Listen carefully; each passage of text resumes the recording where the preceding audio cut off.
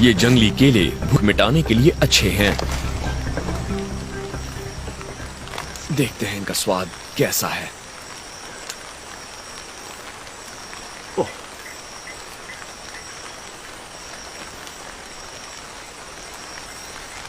ये वैसा नहीं है जैसा मैंने सोचा था। काफी कड़वा है, लेकिन कई केले हैं और इसका मतलब है बहुत सारी ताकत। और इस वक्त मुझे उसकी सबसे ज्यादा जरूरत है। इतनी बारिश, इतनी मेहनत, और अब रात होने से पहले मुझे एक कैंप भी बनाना है। थोड़े से और खा लेता हूं। इन लियाना की बेलों से मैं कैंप बनाने की चीजों को ऊपर पहुंचा रहा हूं। ऐसी बेलों की यहाँ कोई कमी नहीं है, बल्कि आधा जंगल इन्हीं से भरा पड़ा है। धीरे धीरे रोशनी कम होती जा रही है और पूरी तरह अंधेरा होने से पहले मुझे ये पूरा करना है।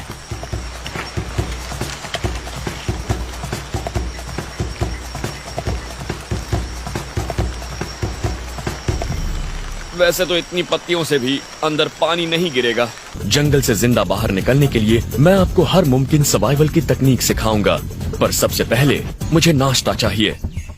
इस पेड़ की डाली ने न सिर्फ मुझे रात भर सहारा दिया, बल्कि ये बहुत सारे कीड़े मकोड़ों का घर भी है। ये देखिए, बीटल लार्वे।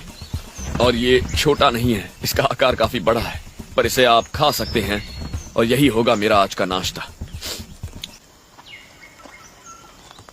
ये ऐसा है जैसे मैं ठंडा कस्टर्ड खा रहा हूं, और उसका स्वाद किसी सड़ी हुई मछली जैसा है जिसे रात भर किसी ने खुला छोड़ दिया हो। ओ, ये देखिए, ये एक मिलीपीड है जो यहीं पर चल रहा था। कितना बड़ा है ये, पर इसे हम खा नहीं सकते।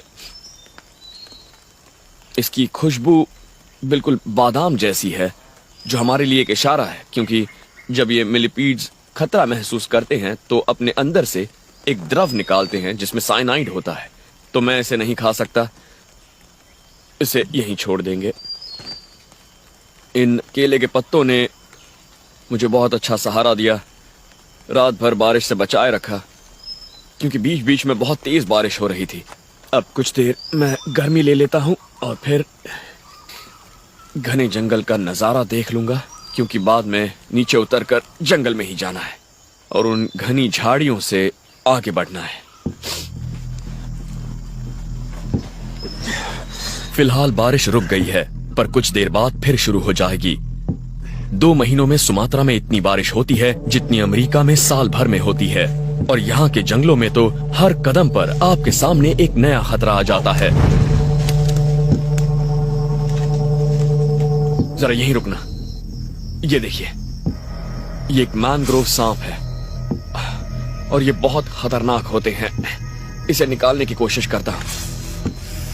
ये पेड़ की डाली पर खुद को छिपा कर बैठा है, पर अगर इसने डस लिया तो आप गए काम से। सांप को पकड़ते वक्त हमेशा उसके सिर से बच के रहना चाहिए, खासकर अगर वो सांप जहरीला हो। अब इसे पेड़ से उतारते हैं। आ जाओ, आ जाओ, आ जाओ।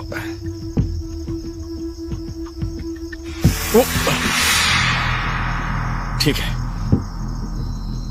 इसके सिर को दबा देता हूं। पकड़ लिया इस। और अगर इसने आपको डस लिया तो आपके अंदर एक साइटोटॉक्सिक जहर भर देगा, जिससे आपकी बाजू सुन पड़ जाएगी और कुछ दिनों के लिए पैरालाइज हो जाएगी। पर आप इसे खा सकते हैं। पहले इसका सिर काट लेता हूं। ये देखिए, ये अब भी अपने शरीर को हिला रहा है, और इस तरह के सांप को आप बिना पकाए खा सकते हैं।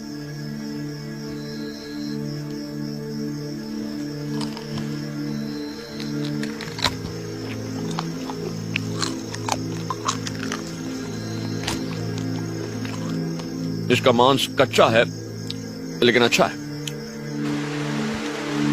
कुछ ही मिनटों में फिर से बारिश होने लगी है और मैं पूरी तरह से भीग चुका हूं। ओ, ये देखिए, खतरनाक घने जंगल के बीच अचानक एक खूबसूरत तालाब आ गया है। जरा इस पानी का रंग देखिए, कितना खूबसूरत है। मुझे इसे करीब से देखना है।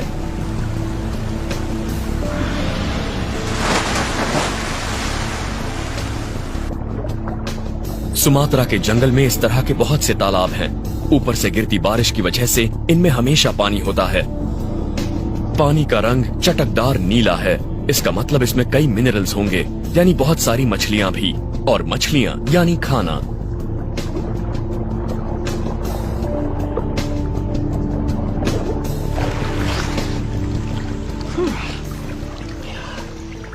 ये तालाब तो सचमुच कमाल का है।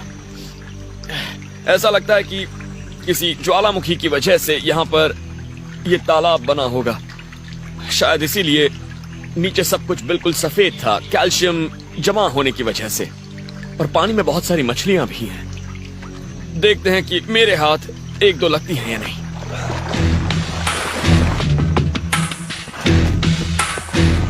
सबसे पहले मुझे एक बहुत लंबी बेल चाहिए। लोग हमेशा यही सोचते हैं कि मछलियां पकड़नी है तो मछली पकड़ने का रॉड चाहिए, पर दूसरे तरीकों से भी मछलियां पकड़ सकते हैं। और आज मैं इसके लिए अपनी पैंट का इस्तेमाल करूंगा।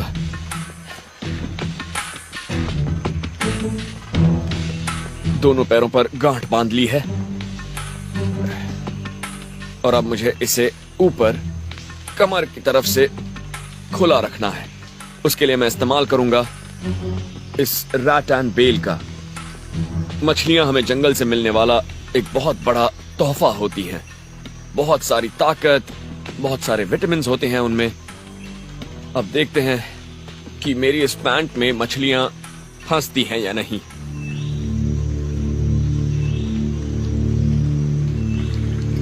मैंने ये तकनीक स्पेशल फोर्सेस में अपने एक दोस्त से सीखी थी। मैंने